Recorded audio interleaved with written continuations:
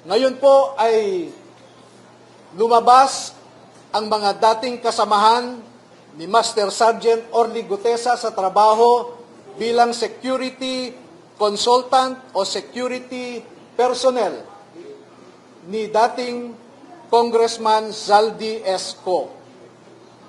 Nandito po silang lahat at gusto ko pong ipakilala sa inyo. Ang mga sundalong ito ay wala na sa serbisyo. Ngunit ang nasabi nila sa akin,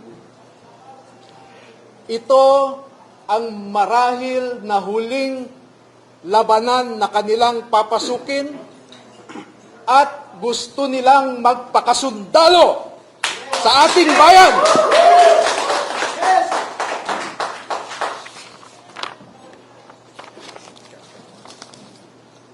Tinatawag ko po ang isang magiting na Pilipino, si Bernard Tube.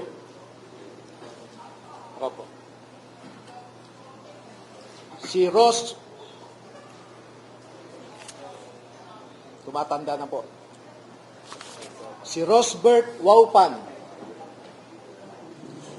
Si Benny Bulontate. Si Johnny Budwan. Si Rodante Orbilio. Rainy Boy Julian. Christopher Esquivel. George Villalon Jr. Romeo Romel Bobares. Gil Navidad Jr.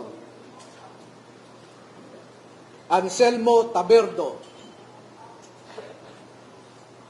Walter Manalansan.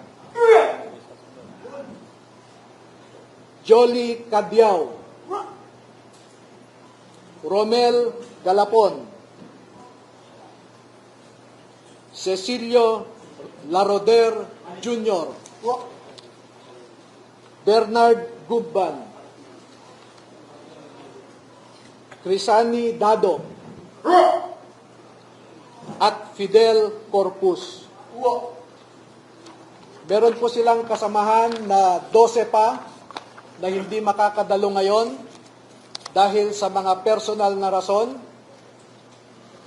Ang dalawa ay meron silang kasama sa buhay na nagtatrabaho pa sa gobyerno at meron silang pag-aalinlangan na maaaring maapektuhan ang trabaho ng kanilang mga asawa.